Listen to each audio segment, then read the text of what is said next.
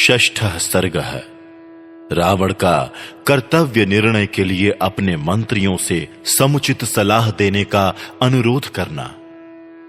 इधर इंद्रतुल्य पराक्रमी महात्मा हनुमान जी ने लंका में जो अत्यंत भयावह घोर कर्म किया था, उसे देखकर राक्षसराज रावण का मुख लज्जा से कुछ नीचे को झुक गया और उसने समस्त राक्षसों से इस प्रकार कहा, निशाचरों, वो हनुमान जो एक वानर मात्र है, अकेला इस दुर्धर्षपुरी में घुस आया। उसने इसे तहस नहस कर डाला और जनक कुमारी सीता से भेंट भी कर लिया। इतना ही नहीं, हनुमान ने चैत्य प्रासाद को धराशायी कर दिया, मुख्य राक्षसों को मार गिराया और सारी लंकापुरी में खलबली मचा दी। तुम लोगों का भला हो, अब मैं क्या करूं? तुम्हें जो कार्य उचित और समर्थ जान पड़े तथा जिसे करने पर कोई अच्छा परिणाम निकले उसे बताओ। महाबली वीरों, मनस्वी पुरुषों का कहना है कि विजय का मूल कारण मंत्रियों की दी हुई अच्छी सलाह ही है। इसलिए मैं श्री राम के विषय में आप लोगों से सलाह लेना अच्छा समझता हूं। संसार में उत्तम, मध्यम और अधम 3 प्रकार के पुरुष होते हैं। मैं उन सब के गुण दोषों का वर्णन करता हूं, जिसका मंत्र आगे बताए जाने वाले 3 लक्षणों से युक्त होता है तथा जो पुरुष मंत्र निर्णय में समर्थ मित्रों, समान दुख सुख वाले बांधुओं और उनसे भी बढ़कर अपने हितकारियों के साथ सलाह करके कार्य का आरंभ करता है तथा दैव के सहारे प्रयत्न करता है, उसे उत्तम पुरुष कहते हैं। जो अकेला ही अपने कर्तव्य का विचार करता है, अकेला ही धर्म में मन लगाता है और अकेला ही सब काम करता है, उसे मध्यम श्रेणी का पुरुष कहा जाता है। जो गुण दोष का विचार ना करके दैव का भी आश्रय छोड़कर केवल करूंगा इसी बुद्धि से कार्य आरंभ करता है और फिर उसकी उपेक्षा कर देता है, वो पुरुषों में अधम है। जैसे ये पुरुष सदा उत्तम, मध्यम और अधम 3 प्रकार के होते हैं, वैसे ही मंत्र भी उत्तम, मध्यम और अधम भेद से 3 प्रकार का समझना चाहिए। जिसमें शास्त्रोक्त दृष्टि से सब मंत्री एक मत होकर प्रवृत्त होते हैं, उसे उत्तम मंत्र कहते हैं। जहां प्रारंभ में कई प्रकार का मतभेद होने पर भी अंत में सब मंत्रियों का कर्तव्य विषयक निर्णय एक हो जाता है, वो मंत्र मध्यम माना गया है। जहां भिन्न भिन्न बुद्धि का आश्रय ले सब ओर से स्पर्धा पूर्वक भाषण किया जाए और एक मत होने पर भी जिससे कल्याण की संभावना न हो, वो मंत्र या निश्चय अधम कहलाता है। आप सब लोग परम बुद्धिमान हैं, इसलिए अच्छी तरह सलाह करके कोई एक कार्य निश्चित करें, उसी को मैं अपना कर्तव्य समझूंगा। राम सहस्त्रों धीर वीर वानरों के साथ हमारी लंकापुरी पर चढ़ाई करने के लिए आ रहे हैं।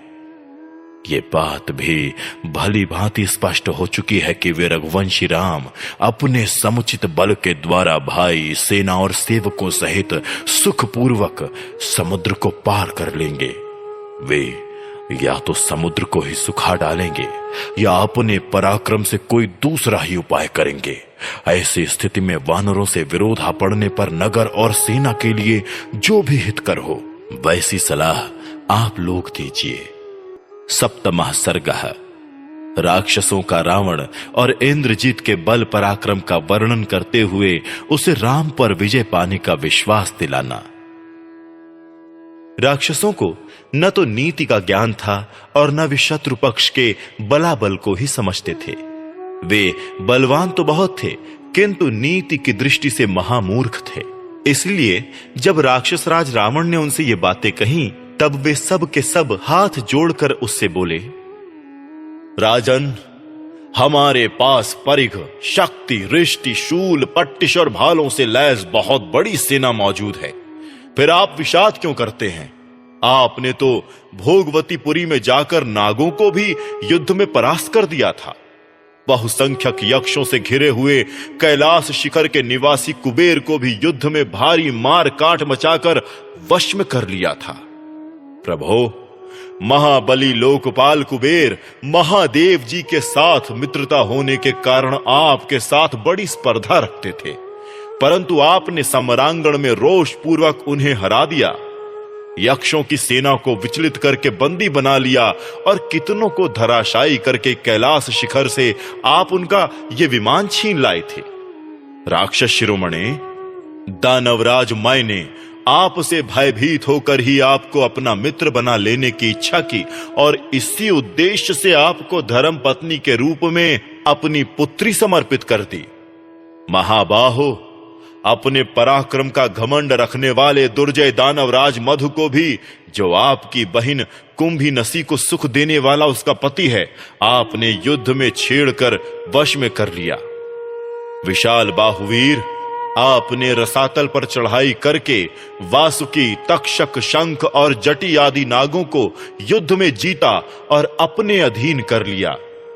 हे प्रभो, शत्रुनंदन राक्षस राज, दानव लोग बड़े ही बलवान, किसी से नष्ट न होने वाले शूरवीर तथा वर पाकर अद्भुत शक्ति से संपन्न हो गए थे, परंतु आपने समरांगण में 1 वर्ष तक युद्ध करके अपने ही बल के भरोसे उन सब को अपने अधीन कर लिया और वहां उनसे बहुत सी मायाएं भी प्राप्त की।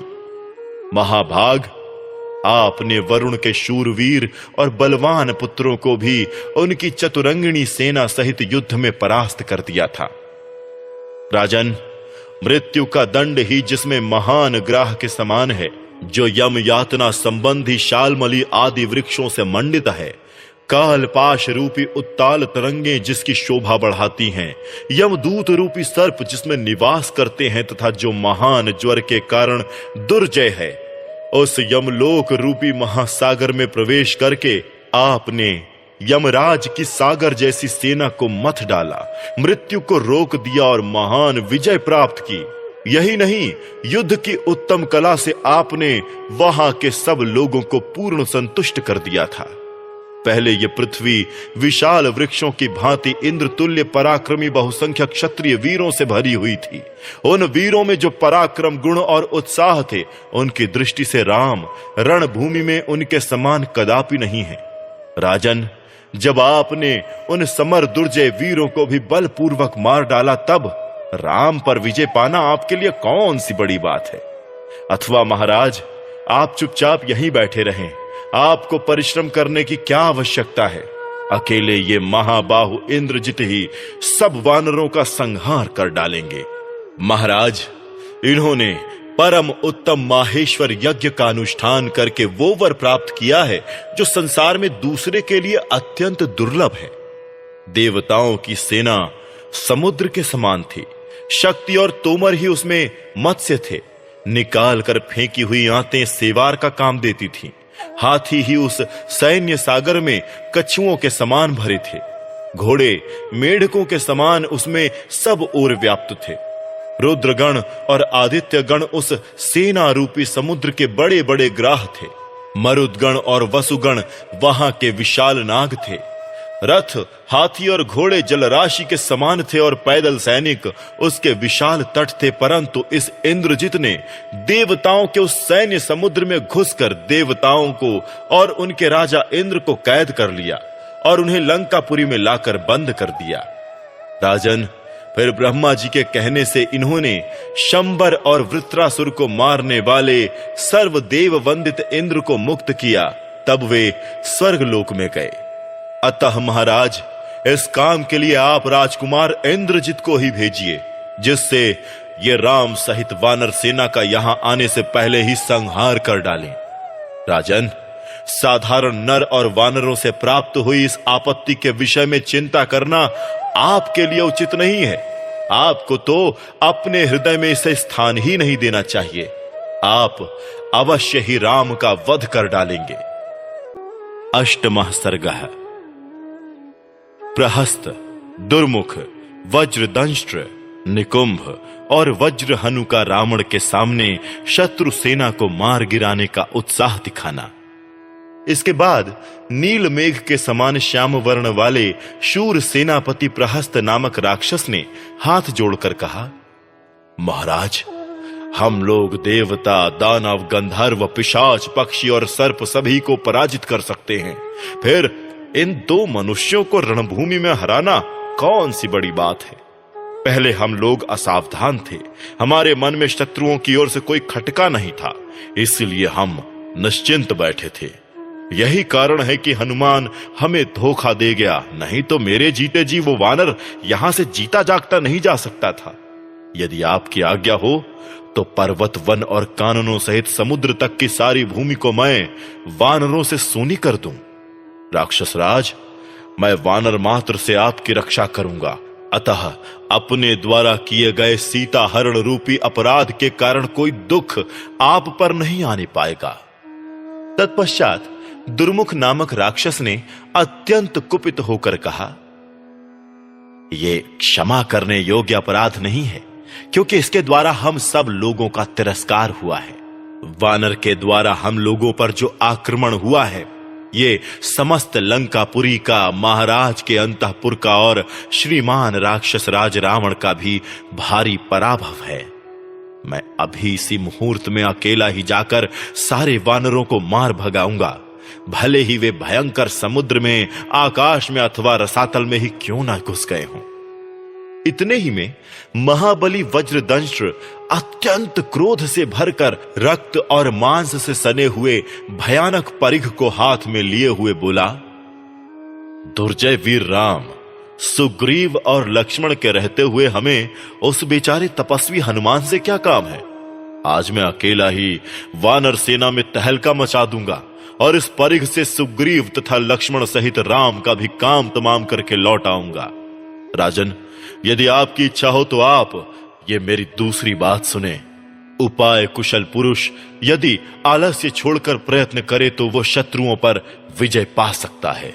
अतः राक्षस राज, मेरी दूसरी राय यह है कि इच्छानुसार रूप धारण करने वाले अत्यंत भयानक तथा भयंकर दृष्टि वाले सहस्त्रों शूरवीर राक्षस एक निश्चित विचार करके मनुष्य का रूप धारण कर श्री राम के पास जाएं और सब लोग बिना किसी घबराहट के उन रघुवंश शिरोमणि से कहें कि हम आपके सैनिक हैं, हमें आपके छोटे भाई भरत ने भेजा है।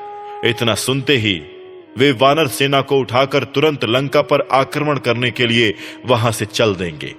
तत्पश्चात हम लोग यहां से शूल, शक्ति, गदा, धनुष, बाण और खड्ग धारण किए शीघ्र ही मार्ग में उनके पास जा पहुंचे। फिर आकाश में अनेक यूथ बनाकर खड़े हो जाएं और पत्थरों तथा शस्त्र समूहों की बड़ी भारी वर्षा करके उस वानर सेना को यमलोक पहुंचा दें। यदि इस प्रकार हमारी बातें सुनकर वे दोनों भाई श्री राम और लक्ष्मण सेना को कूच करने की आज्ञा दे देंगे और वहां से चल देंगे तो उन्हें हमारी अनीति का शिकार होना पड़ेगा। उन्हें हमारे छल पूर्ण प्रहार से पीड़ित होकर अपने प्राणों का परित्याग करना पड़ेगा। तदनंतर पराक्रमी वीर कुंभकर्ण कुमार निकुंभ ने अत्यंत कुपित होकर समस्त लोगों को रुलाने वाले रावण से कहा, आप सब लोग यहां महाराज के साथ चुपचाप बैठे रहें। मैं अकेला ही राम, लक्ष्मण, सुग्रीव, हनुमान तथा अन्य सब वानरों को भी यहां मौत के घाट उतार दूंगा। तब पर्वत के समान विशालकाय वज्रहनु नामक राक्षस कुपित हो जीभ से अपने जबड़े को चाटता हुआ बोला, आप सब लोग निश्चिंत होकर इच्छानुसार अपना अपना काम करें। मैं अकेला ही सारी वानर सेना को खा जाऊंगा। आप लोग स्वस्थ रहकर क्रीड़ा करें और निश्चिंत हो वारुणी मदिरा को पिएं। मैं अकेला ही सुग्रीव, लक्ष्मण, अंगद, हनुमान और अन्य सब वानरों का भी यहां वध कर डालूंगा। नवमः सर्गः विभीषण का रावण से श्री राम की अजेयता बताकर सीता को लौटा देने के लिए अनुरोध करना। तत्पश्चात निकुंभ, रभस, महाबली सूर्य शत्रु, सुप्तघ्न, यज्ञकोप, महापार्श्व, महोदर, दुर्जय अग्निकेतु, राक्षस रश्मि केतु, महातेजस्वी बलवान रावण कुमार इंद्रजित, प्रहस्त, विरूपाक्ष, महाबली वज्रदंष्ट्र, धूम्राक्ष, अतिकाय और निशाचर दुर्मुख, ये सब राक्षस अत्यंत कुपित हो हाथों में परिघ, पट्टिश, शूल, प्रास, शक्ति, फरसे, धनुष बाण तथा पैनी धार वाले बड़े बड़े खड्ग लिए उछलकर रावण के सामने आए और अपने तेज से उद्दीप्त से होकर वे सब के सब उससे बोले, हम लोग आज ही राम, सुग्रीव, लक्ष्मण और उस कायर हनुमान को भी मार डालेंगे जिसने लंकापुरी को जलाया है। हाथों में अस्त्र शस्त्र लिए खड़े हुए उन सब राक्षसों को जाने के लिए उद्यत देख विभीषण ने रोका और पुनः उन्हें बिठाकर दोनों हाथ जोड़कर रावण से कहा, तात, जो मनोरथ साम, दान और भेद इन 3 उपायों से प्राप्त ना हो सके, उसी की प्राप्ति के लिए नीति शास्त्र के ज्ञाता मनीष विद्वानों ने पराक्रम करने के योग्य अवसर बताए हैं। तात, जो शत्रु असावधान हो, जिन पर दूसरे शत्रुओं ने आक्रमण किया हो तथा जो महारोग आदि से ग्रस्त होने के कारण दैव से मारे गए हों, उन्हीं पर भली भांति परीक्षा करके विधि पूर्वक किए गए पराक्रम सफल होते हैं। श्री रामचंद्र जी बेखबर नहीं हैं। वे विजय की इच्छा से आ रहे हैं और उनके साथ सेना भी है।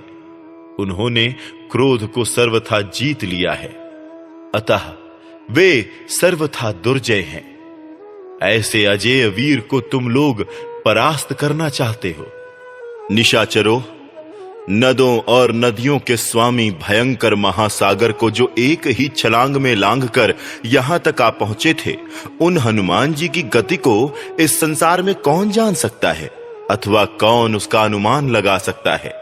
शत्रुओं के पास असंख्य सेनाएं हैं, उनमें असीम बल और पराक्रम है, इस बात को तुम लोग अच्छी तरह जान लो। दूसरों की शक्ति को भुलाकर किसी तरह भी सहसा उनकी अवहेलना नहीं करनी चाहिए। श्री रामचंद्र जी ने पहले राक्षस राज रावण का कौन सा अपराध किया था जिससे उन यशस्वी महात्मा की पत्नी को ये जनस्थान से हर लाए? यदि कहें कि उन्होंने खर को मारा था तो ये ठीक नहीं है, क्योंकि खर अत्याचारी था। उसने स्वयं ही उन्हें मार डालने के लिए उन पर आक्रमण किया था। इसलिए श्री राम ने रणभूमि में उसका वध किया, क्योंकि प्रत्येक प्राणी को यथाशक्ति अपने प्राणों की रक्षा अवश्य करनी चाहिए। यदि इसी कारण से सीता को हर लाया गया हो तो उन्हें जल्दी ही लौटा देना चाहिए, अन्यथा हम लोगों पर महान भय आ सकता है। जिस कर्म का फल केवल कलह है, उसे करने से क्या लाभ? श्री राम बड़े धर्मात्मा और पराक्रमी हैं, उनके साथ व्यर्थ वैर करना उचित नहीं है। मिथिलेश कुमारी सीता को उनके पास लौटा देना चाहिए। जब तक हाथी, घोड़े और अनेकों रत्नों से भरी हुई लंकापुरी का श्री राम अपने बाणों द्वारा विध्वंस नहीं कर डालते, तब तक ही मैथिली को उन्हें लौटा दिया जाए। जब तक अत्यंत भयंकर, विशाल और दुर्जय वानर वाहिनी हमारी लंका को पददलित नहीं कर देती, तभी तक सीता को वापस कर दिया जाए। यदि श्री राम की प्राण वल्लभा सीता को हम लोग स्वयं ही नहीं लौटा देते हैं तो ये लंकापुरी नष्ट हो जाएगी और समस्त शूरवीर राक्षस मार डाले जाएंगे। आप मेरे बड़े भाई हैं, अतः मैं आपको विनय पूर्वक प्रसन्न करना चाहता हूं। आप मेरी बात मान लें। मैं आपके हित के लिए सच्ची बात कहता हूं। आप श्री रामचंद्र जी को उनकी सीता वापस कर दें। राजकुमार श्री राम जब तक आपके वध के लिए शरत काल के सूर्य की किरणों के समान तेजस्वी, उज्ज्वल, अग्रभाग एवं पंखों से सुशोभित, सुदृढ़ तथा अमोघ बाणों की वर्षा करें, उसके पहले ही आप उन दशरथ नंदन की सेवा में मिथिलेश कुमारी सीता को सौंप दें। भैया, आप क्रोध को त्याग दें, क्योंकि वो सुख और धर्म का नाश करने वाला है। धर्म का सेवन कीजिए, क्योंकि वो सुख और सुयश को बढ़ाने वाला है। हम पर प्रसन्न होइए, जिससे हम पुत्र और बंधु बांधवों सहित जीवित रह सकें। इसी दृष्टि से मेरी प्रार्थना है कि आप दशरथ नंदन श्री राम के हाथ में मिथिलेश कुमारी सीता को लौटा दें। विभीषण की ये बात सुनकर राक्षस राज रावण उन सब सभासदों को विदा करके अपने महल में चला गया। 10वां सर्ग है विभीषण का रावण के महल में जाना। उसे अपशकुनों का भय दिखाकर सीता को लौटा देने के लिए प्रार्थना करना और रावण का उनकी बात न मानकर उन्हें वहां से विदा कर देना। दूसरे दिन सवेरा होते ही धर्म और अर्थ के तत्व को जानने वाले भीमकर्मा महातेजस्वी वीर विभीषण अपने बड़े भाई राक्षस राज रावण के घर आए।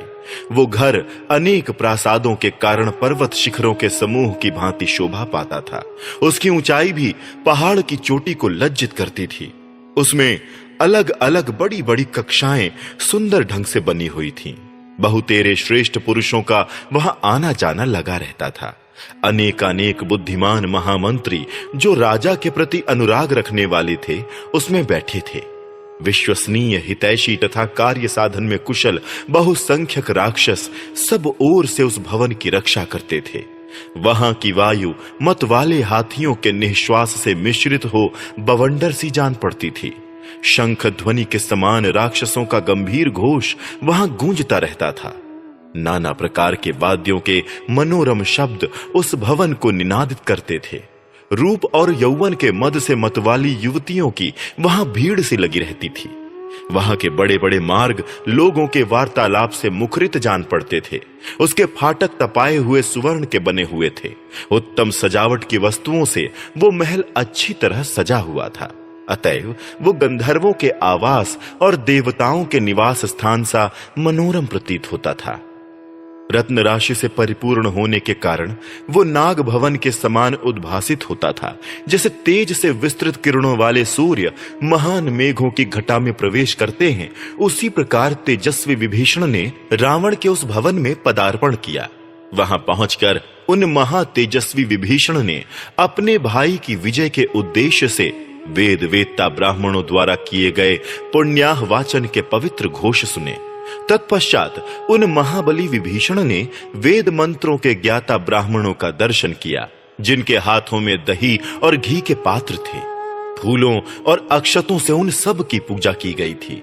वहां जाने पर राक्षसों ने उनका आदर सत्कार किया। फिर उन महाबाहु विभीषण ने अपने तेज से देदीप्यमान और सिंहासन पर विराजमान कुबेर के छोटे भाई रावण को प्रणाम किया।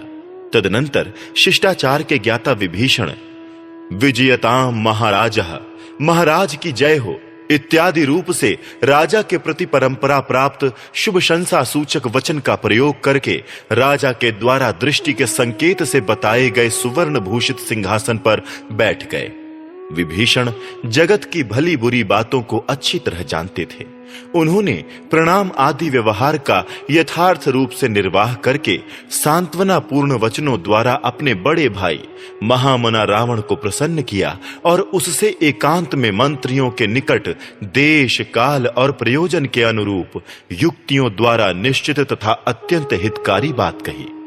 शत्रुओं को संताप देने वाले महाराज, जब से विदेह कुमारी सीता यहां आई हैं, तभी से हम लोगों को अनेक प्रकार के अमंगल सूचक अपशकुन दिखाई दे रहे हैं। मंत्रों द्वारा विधि पूर्वक धधकाने पर भी आग अच्छी तरह प्रज्वलित नहीं हो रही है। उससे चिंगारियां निकलने लगती हैं, उसकी लपट के साथ धुआं उठने लगता है और मंथन काल में जब अग्नि प्रकट होती है उस समय भी वो धुएं से मलिन ही रहती है। रसोई घरों में, अग्निशालाओं में तथा वेदाध्ययन के स्थानों में भी सांप देखे जाते हैं और हवन सामग्रियों में चींटियां पड़ी दिखाई देती हैं। गायों का दूध सूख गया है, बड़े बड़े गजराज मद रहित हो गए हैं। घोड़े नए ग्रास से आनंदित होने पर भी दीनतापूर्ण स्वर में हिनहिनाते हैं। राजन, गधों, ऊंटों और खच्चरों के रोंगटे खड़े हो जाते हैं, उनके नेत्र से आंसू गिरने लगते हैं। विधि पूर्वक चिकित्सा की जाने पर भी वे पूर्णतः स्वस्थ हो नहीं पाते हैं।